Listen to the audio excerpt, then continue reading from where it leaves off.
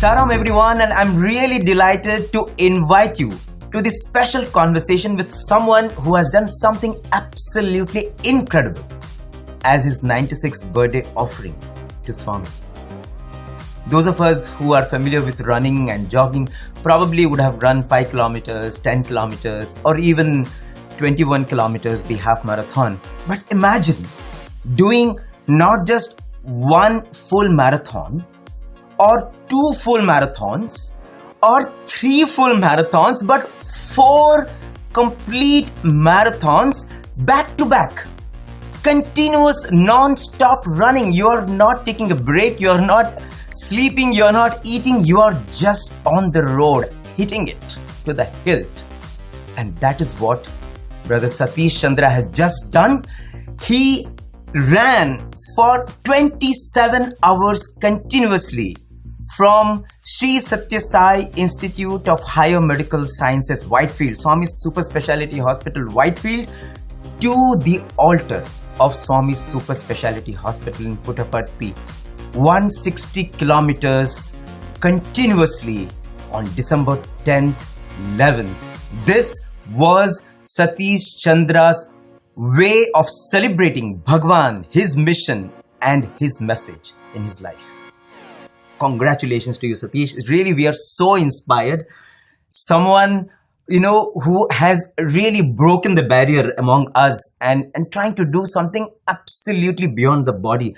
For those who are not familiar, Satish is an employee. He serves in the Sri Sathya Sai Institute of Higher Medical Sciences. He is a former student of Bhagawan's University. After he completed his MBA, Bhagawan gave him the opportunity to serve in his healthcare mission, and that's where he's been serving in the Department of Stores, looking after purchases and procurement in Swami's Super Speciality Hospital now for more than 2 decades. So what was his inspiration? What was the purpose of this run? What was he trying to communicate through this feat? And let me tell you, it was not just running. It was plogging. So what is plogging? And why we are having this conversation? We will come to that in a short while. But before we listen to Satish, I want to take you back to that thrilling moment on December 11th around noon time when Satish was on his final lap. We all ran with him as he came to the portals of Sri Sathya Sai Institute of Higher Medical Sciences, Prasanthi, Nilayam, and Satish and his Sai brother Jai Moodley.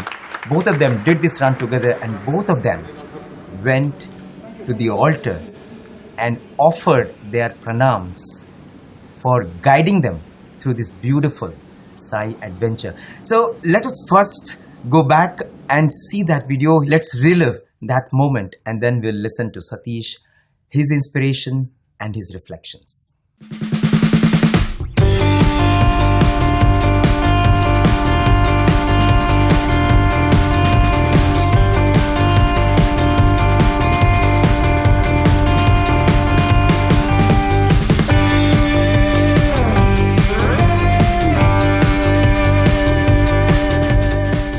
So Satish and Jay, from one temple of health and healing to another temple of health and healing, running all the way.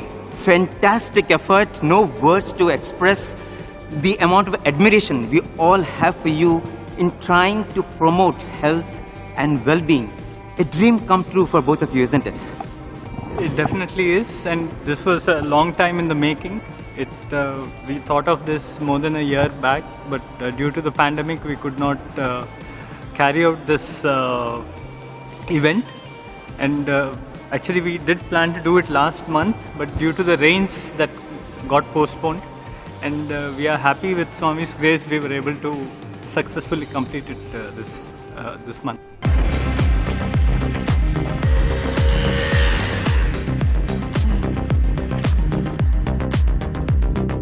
How was the weather and the conditions as you went through this beautiful adventure for Bhagawan? Yesterday, leaving Bangalore was really extremely hot. So we struggled during the course of the day. We took much more breaks, rest breaks and refreshment breaks, so we kept ourselves hydrated well. But we covered all of that up, the distances last night, and we felt the heat again this morning. But overall, we knew our focus and where we needed to end the day, and that's where we are now. So we're really excited. So nothing stopped us from that. Yeah. After running for more than 24 hours, you're still smiling, you're still so full of energy, you still have this stamina to think, talk and share. I mean, it's really, really Swami's grace, definitely. Satish, you are someone who's been running for quite some time. You've done marathons, you've done ultra marathons. So is this something like a pinnacle for whatever you have done till now? It definitely is the most difficult undertaking which I've undertaken. And yeah, I mean, this is purely, I consider it Swami's grace to have showered the required strength to undertake this journey. This was truly humbling for us. This was truly remarkable to accomplish this. Thanks to Swami, we're really blessed to have achieved such an event. Yeah.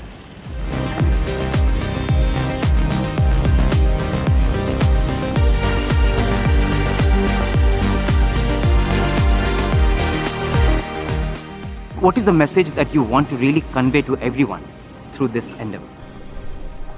Basically, I want to convey that the waste that we generate is our responsibility, how to deal with that waste. So at SSSIHMS Whitefield, we have, over the past 1 year, we have done a lot of work in terms of resource recovery from waste. We have seen how we can generate wealth out of waste.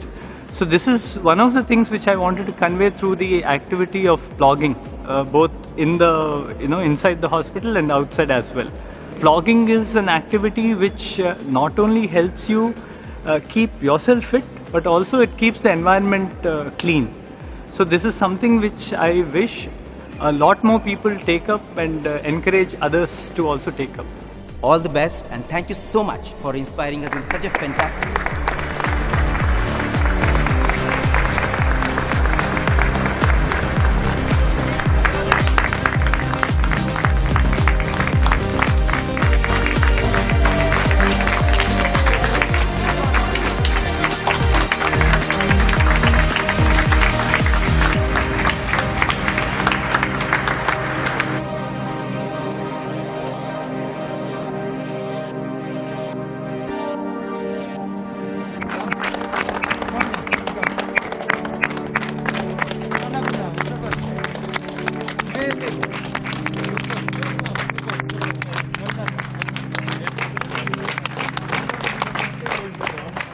So welcome Satish once again. So tell us, how do you feel now? It's a fortnight now since you finished the run. When you recall that moment of doing that final lap and Jai Bolo Bhagawan Shri Sathya Baba is going on and you're into Swami's lap, finally come to the temple of healing that Swami has given us. How did it feel at that moment? To begin with, thank you for the generous introduction and also for the very warm welcome that you had arranged, you and the whole the media center team had arranged for Jay and I when we ran into the Sri Sathya Sai Institute of Higher Medical Sciences Prasanthi Gram.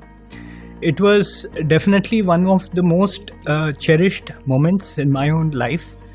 Believe it or not, to me, I had to literally pinch myself to, really realize that it is something which actually happened in reality. Because, running close to 100 miles is not an easy task. And to have done it, over a period of 27 hours without taking any long breaks was, it is definitely an arduous journey. But I think we kind of could see Swami's guidance and Swami's strength kind of being channeled through all of both of us, all through. And it was all entirely possible through his grace and also a lot of support, which was perhaps not seen upfront while we ran in.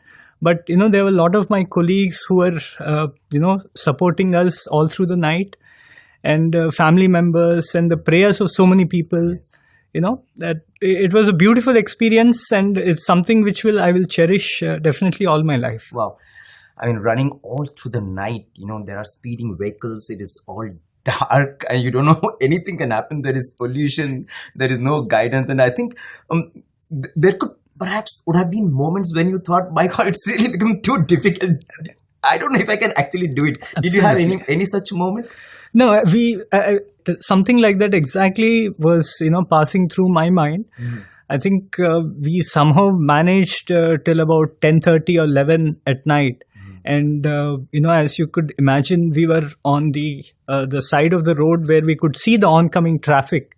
And we were on the highway, and the traffic was going at such a fast pace. And there's a lot of pollution as well. And it was very dark. We had a visibility vests and we had torches, etc. But, somewhere, I think, I had a moment of weakness where, the body is very tired. And then the mind also kind of was, we were a bit sleepy also.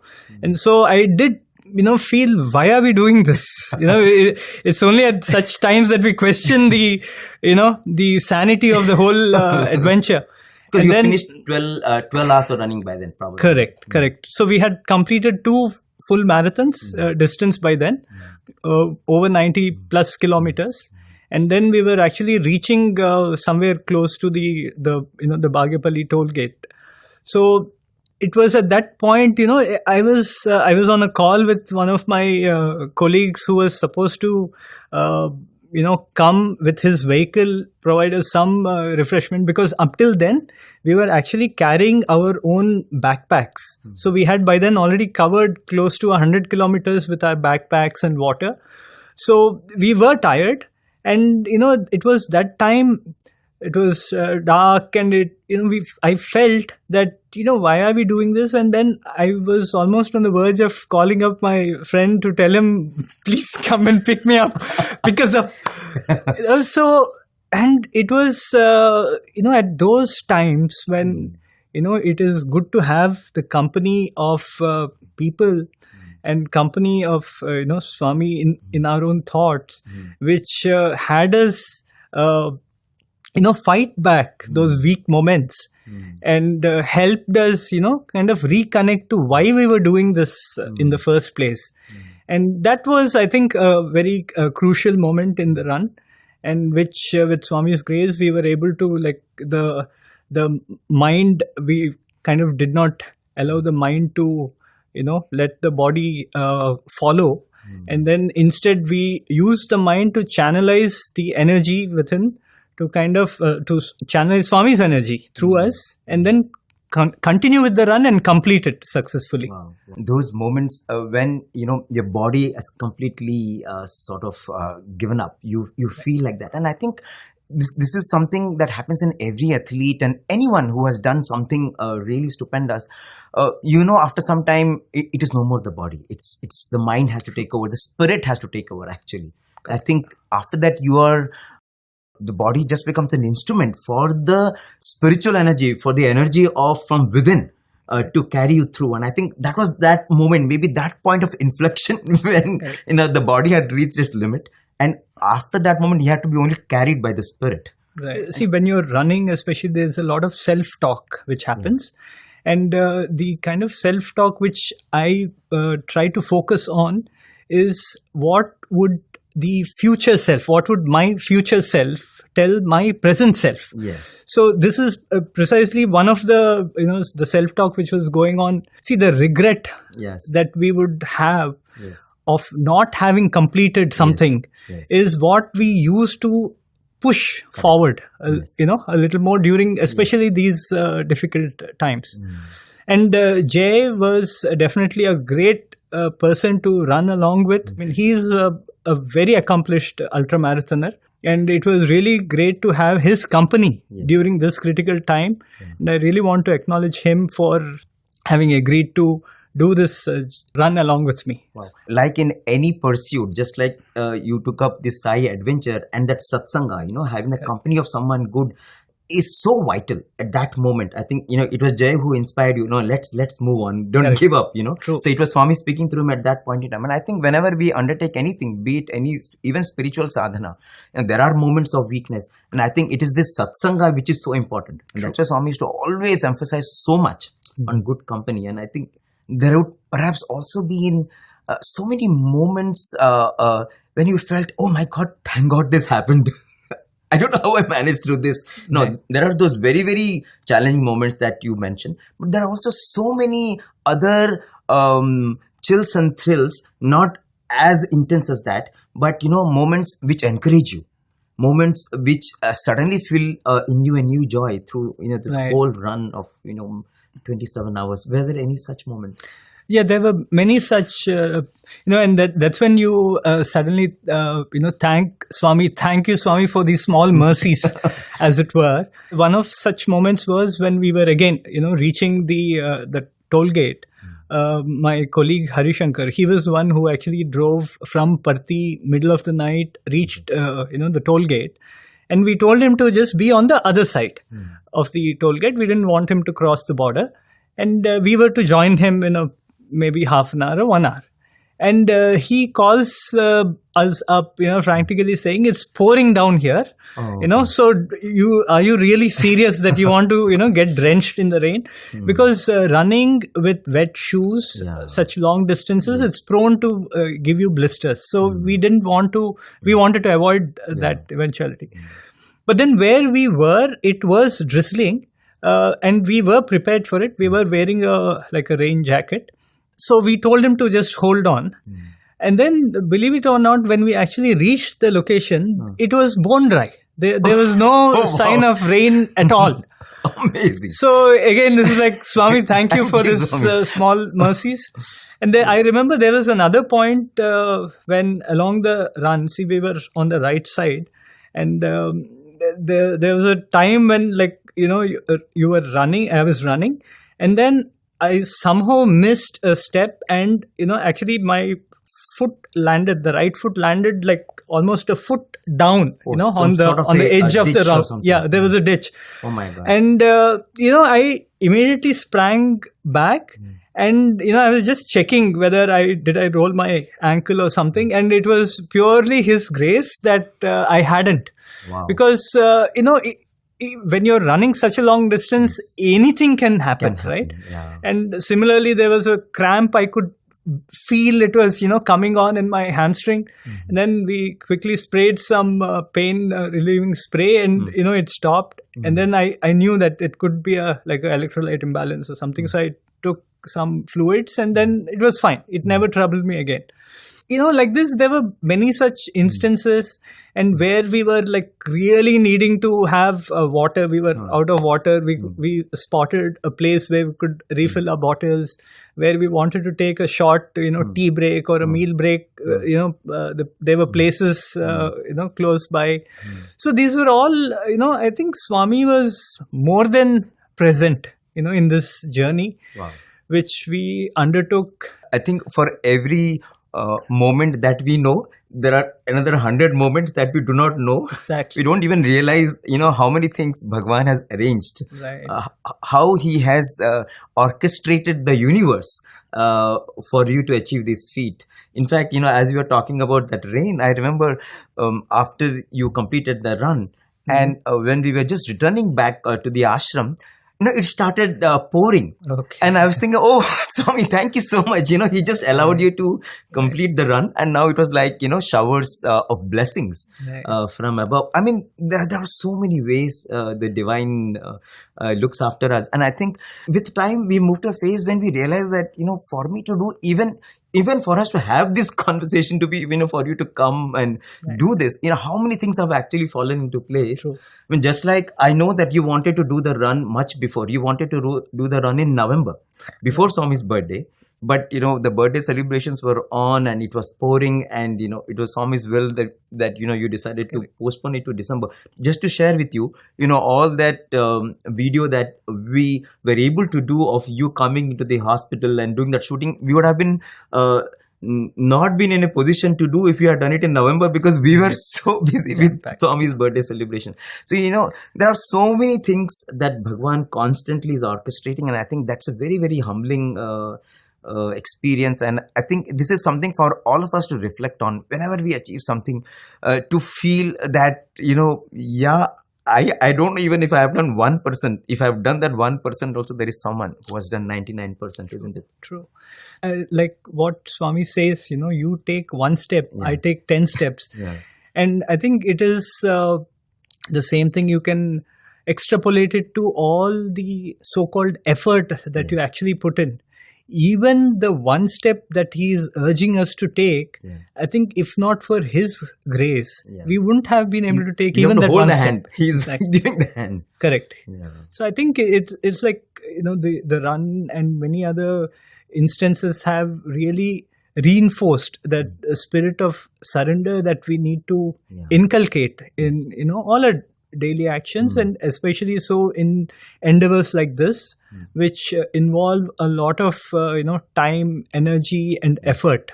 So yes, I think Swami has definitely been there behind us, with us and in front of us, protecting us and ensuring that this what we envisioned becomes reality. I think the beautiful word that you used is surrender, and I think there is this continuum of surrender, as they say. Initially we think that we are doing and he's helping, and slowly we feel no, we are also doing, he's also helping. I think we should slowly reach a stage where I am nothing, I am not doing if at all I have done anything, because he has poured that energy into me. And I think that's the beautiful journey for any sadhaka, no matter whether you're running, whether you're writing, whether you're singing, or whether you're doing japa, dhyana, meditation, isn't it? True. I think that is a very beautiful lesson, to convert our every adventure into a spiritual sadhana. Tell us, Satish, how did your running streak start? Was it, you were a student of Bhagawan's University, so you were doing a running here in the hostel. But from the hostel days, how did this take on to this dimension? Yeah, so I think, all along, like you mentioned, even as a child, thanks to the encouragement from my father, I was always into playing some games or, some physical activity. And it was reinforced by the daily schedule in the hostel, which I kind of continued when I started working as well.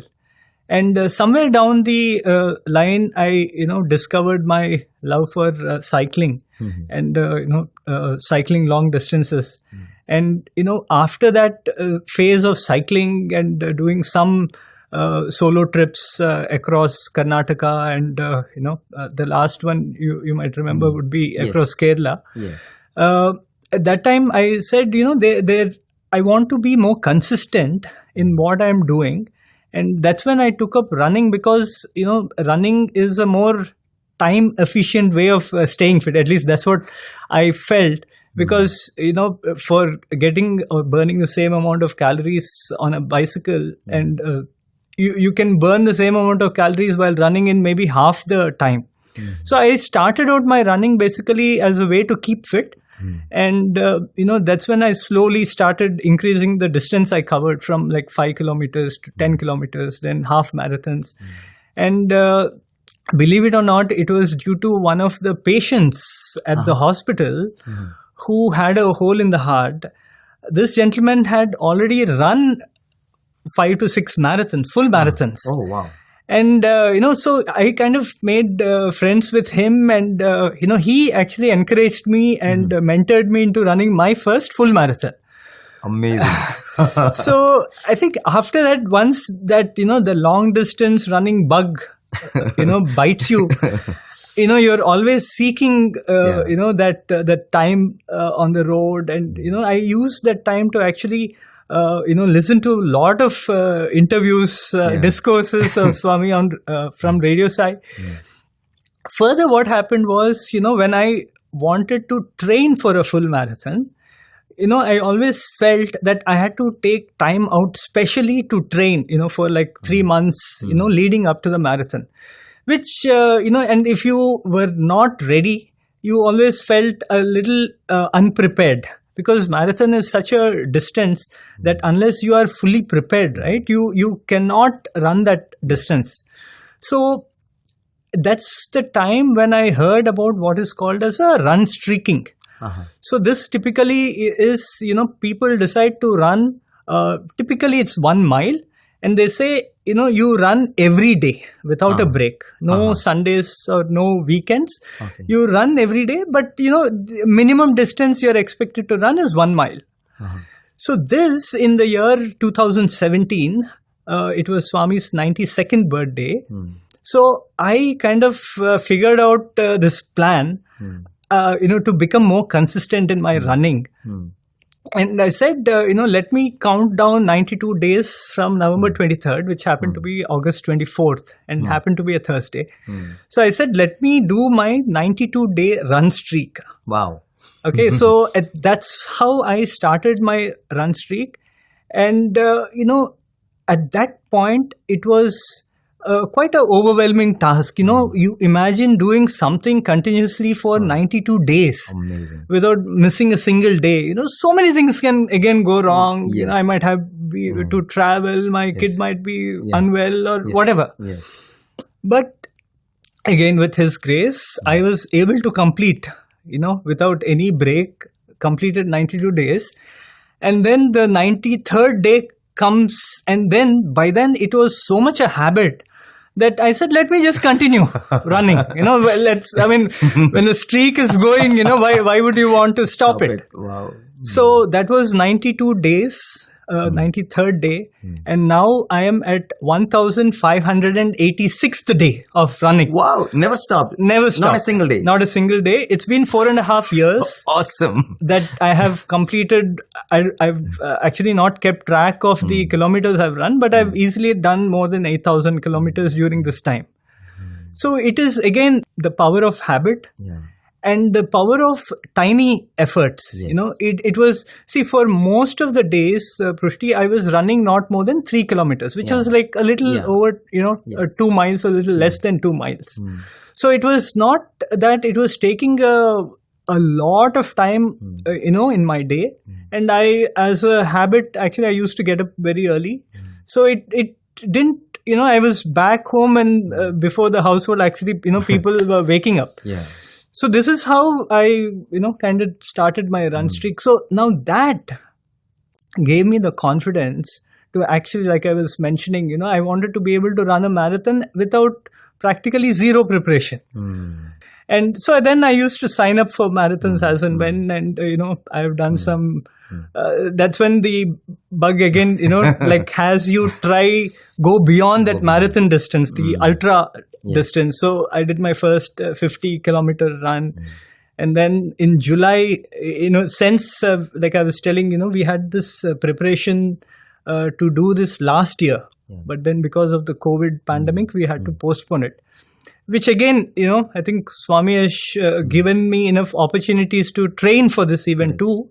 That in July, I had signed up to run 12 hours, like round the clock. And I covered close to 90 kilometers. Wow.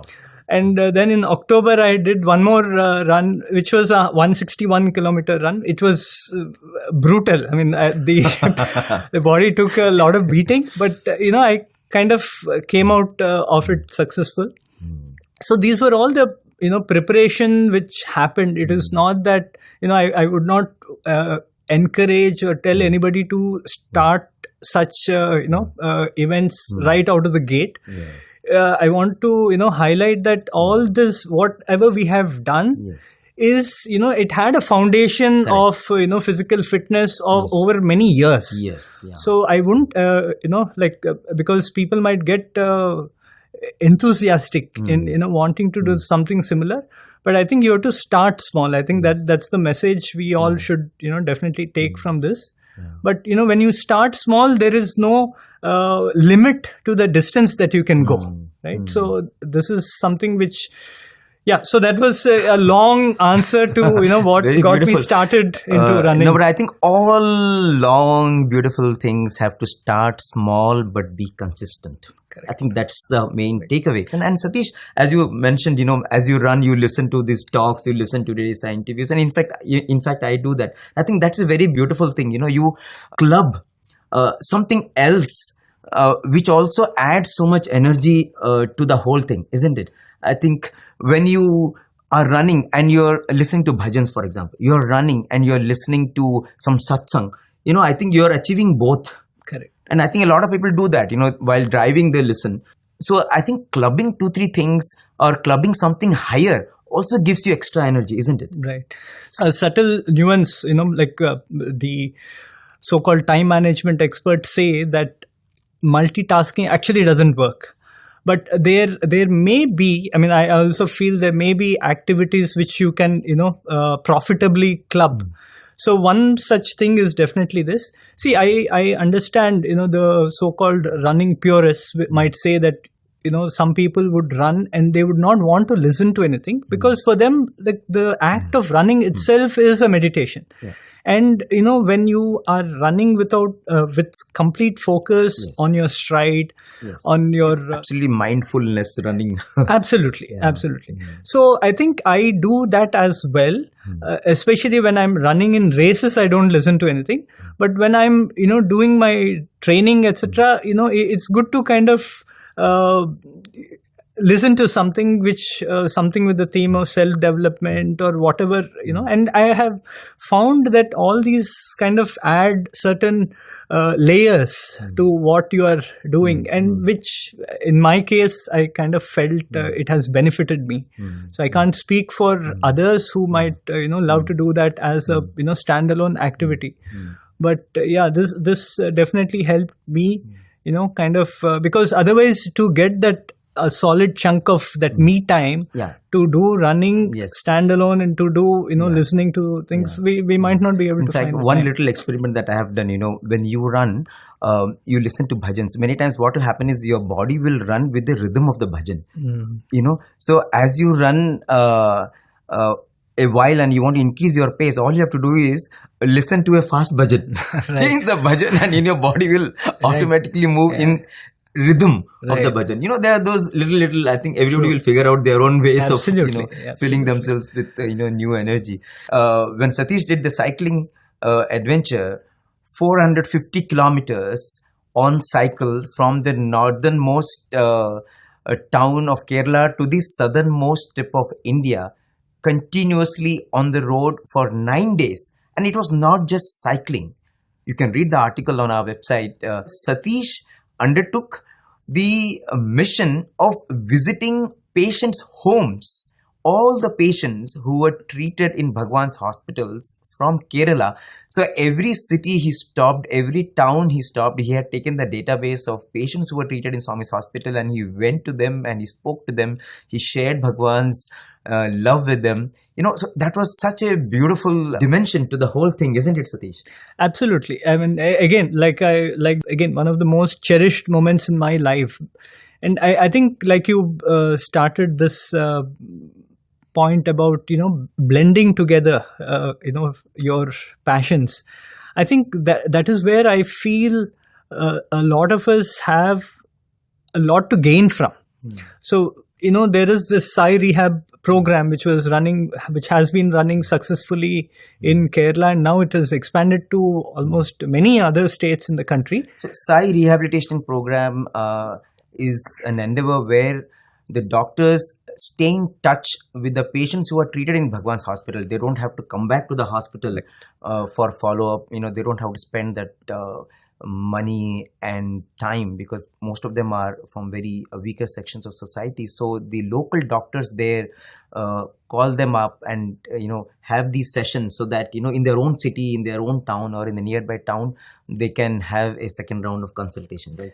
Correct. And my message was in a sense very unique because see, there's absolutely no time for our doctors who have actually treated the patients to go visit them in their own homes. But here I was with this, opportunity to meet the patients and share the love that the doctors and the directors and the staff, convey to the patients, saying that Swami sends his greetings from must have been such a moving moment for them. It was. And I think that was something which stuck to me, the fact that, I could do it on my own steam. I'm riding a bicycle and then also visiting these patients. Of course, it was like there was so much support from the Satya Sai Seva organization in Kerala, and especially Mukundan sir had helped, they'd taken a lot of pains to host me in various, homes. It was a very beautiful experience. And I think something similar had happened with this too. It's a nice segue into, talking more about the cause behind this run as well. You decided to call this run as not just run. It's not running. You said it is plogging. So tell us about plogging. Right. Yeah. So plogging is something which came into the lexicon very recently, about 5-6 years back. And it is basically a Swedishman who had started this activity. And it's actually, plogging is from two words, plocka up and run. Plocka up is pick up in Swedish, and running. So basically this gentleman in Sweden, he had suddenly begun to see that there's a lot of litter, around his hometown. And he was a runner. So what he did was he just wear a pair of gloves and took a bag and started cleaning up the public places. Wow. Now, the act per se is not something new. We call it litter cleanups or whatever, park cleanups and things like that. This has been in existence as a social activity. Yes. But somehow the way he did it, it kind of really took on a new life of its own. And then plogging, the word plogging actually came into the dictionary. And I think it was made popular by the Prime Minister when he, cleaned up the Amadapuram beach as well. So it received a lot of, public attention. When I came across plogging, and then I said, let me try and integrate that with my daily runs. And we were discussing prior, in my role as a procurement officer, you can imagine that I'm responsible for crores worth of, resources coming into the hospital to be used towards patient care. Yes. But what most of us don't realize is the amount of waste which gets generated in a hospital or any organization for that matter. Now, my kind of focus early on this year was towards how are we dealing with that waste. And then when I kept reading more and more about solid waste management and the challenges therein, then I realized that is an area which all of us would need to give some thought to.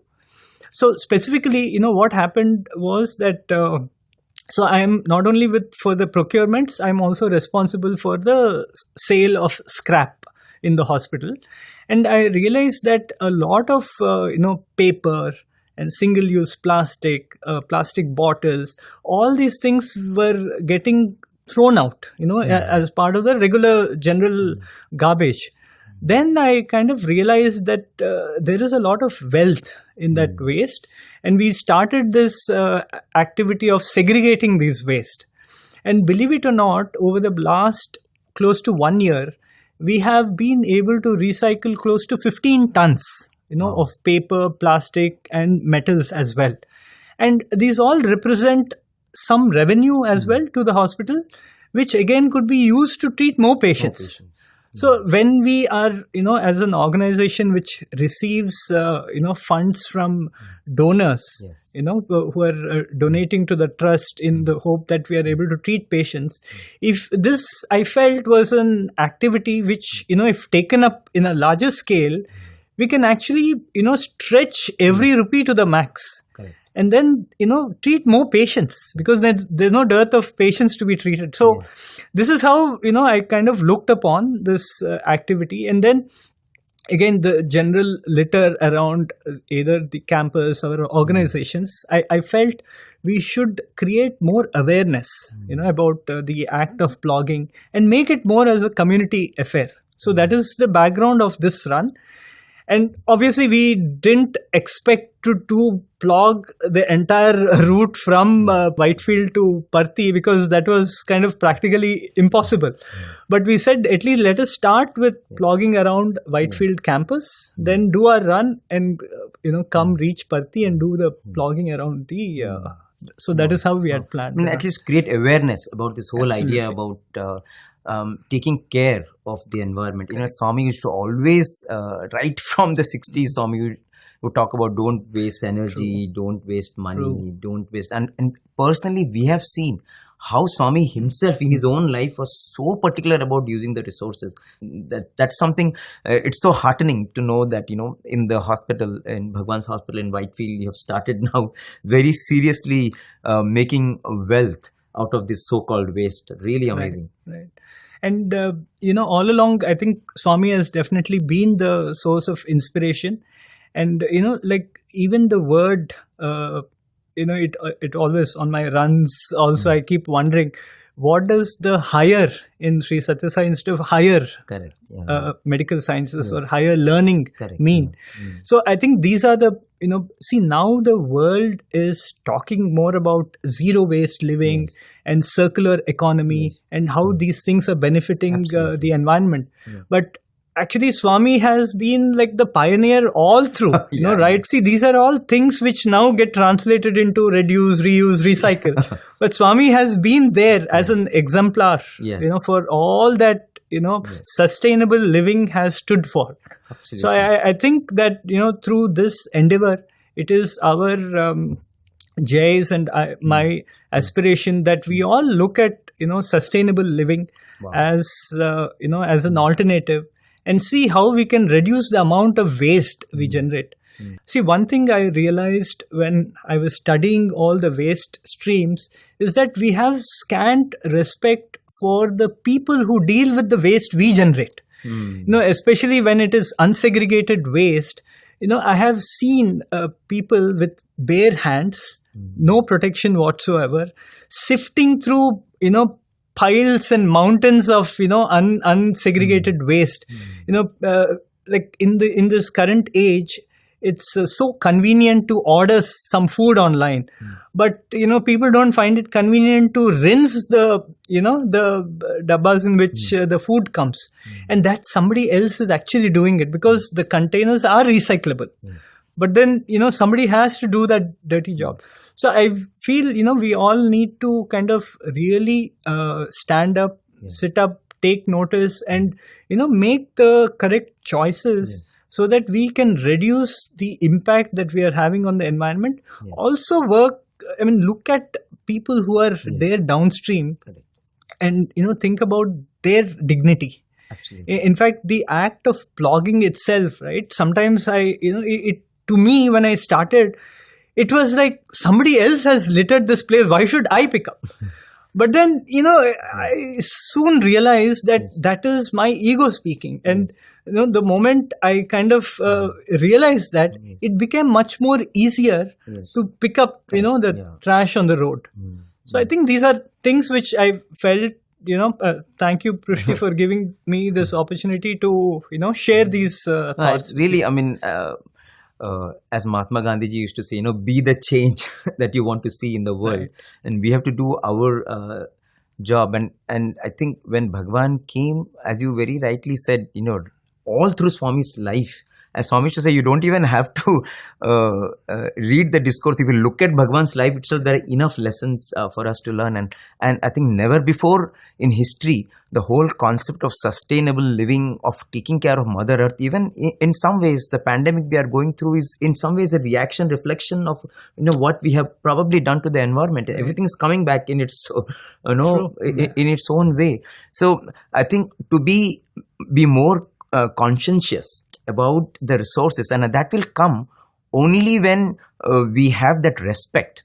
We think of nature as Mother Earth, That's what Swami always wanted. You will not do that to your mother. That kind of a reverence is what Swami used to always talk about. In fact, it's also very nice to see how the hospital in Whitefield is now completely solar powered, just like the hospital here. And in fact, so many institutions of the Central Trust are now completely driven by solar energy, and the ashram is very green. And I think that is what is the mission of the Sathya organization. Sealing on desires has always been there. Beautiful, Satish. In fact, the hospital has indeed taken a lot of steps, isn't it, towards this green movement. I think among Swami's institutions, Trust had permitted us to have the first, small 100 kilowatt solar plant. That was like a pilot plant before we kind of branched into, installing megawatt scale plants in all of Puttaparthi. In fact, some time back when the Bangalore metro was coming up, and there were more than 100 trees that had to be uprooted and transplanted in the whole area where the hospital is situated. There are a lot of companies, and nobody was willing to give land. Actually, Swami's hospital came forward and gave space for all these more than 100 trees to be replanted, and they're all really beautiful. Satish, I think when we think deeper, spirituality runs through everything. The way we treat environment, the way we speak, the way we run. When Swami's message seeps into everything of our lives. And today, as Sai devotees, we want to become better. We have to think how we can internalize one little thing that Swami has said, isn't it? And I think maybe that is one way to celebrate our new year, isn't it? To think about one little change, maybe bring in one little habit and make it consistent, or bring this one little change in my lifestyle and say, Swami, this year, there's a new year beginning now. I'm going to do this and I'm going to be consistent, isn't it? That would be something very beautiful. Right. Yeah. So, if you're asking me about what could be that one thing, so I want to just leave people with this thought that on Jan 19th, 2022, the Whitefield Super Specialty Hospital will turn 21. Okay. And, 21, of course, you can talk about the spiritual significance of 21, the 21 Omkars, but for a runner, 21.1 is the half marathon distance. So if, people want an excuse to kind of get started, especially around the new year, people talk about their, going to the gym and, all those new year resolutions come in. Yes. So I'm not a great fan of resolutions, but certainly I think that you can use this as an opportunity to, start, if there is some way to make this possible, like you can run 21 kilometers and need not be in a one single go. Yeah. You can run like 1 kilometer, run or walk 1 kilometer. We'll make it as easy as possible. Run or walk 1 kilometer a day for 21 days. Yeah. That is what possibly might get someone, who is not doing any physical activity, because physical activity is definitely, like one of the strong pillars that one should have before we, think of progressing any further. Right. So that is something which I can think of, and, you can come up with, No, I think definitely. To do even any spiritual sadhana, first you have to maintain your health. To do seva, if you want to do seva also, first you have to be healthy before you want to go and serve someone else. And I think that is absolutely at the foundation. We have to be very healthy. We have to be fit. We have to dedicate time for the maintenance of this beautiful temple. This is the temple that Swami has given us, and we have to give it time. We have to respect it. As you've given a very beautiful clue. So maybe we can think of it as, can we all take up as a tribute to Swami's hospital, Sri Sathya Sai Institute of Higher Medical Sciences, Whitefield. Can we take up a 21-day challenge and let us do it as an offering to this temple of healing that Swami has created for all of us? It could be 21 days of running, 21 days of walking. It could be 21 days of any consistent activity that helps us become fitter, helps us become happier, that increases our willpower and makes us stronger to walk on the path that He has shown us. Thank you so much, Satish, for this lovely conversation. So many lessons learned, and I know there is much more that you have to share in terms of inspiring us, to go beyond our limits. And we hope that we can meet again, and really looking forward to a conversation with your Sai brother who ran along with you, Jay Moodley, also sometime very soon in future. He also is a very, very inspirational person. All the time he was, after completing that run of running nearly 160 kilometers, he was still just smiling. It was almost as if he had just completed 1 or 2 kilometers of running. That is how energetic he was. And really grateful to Bhagawan for inspiring them and inspiring us through these beautiful souls around us. Thank you so much. Sai Ram. Thank you, sir.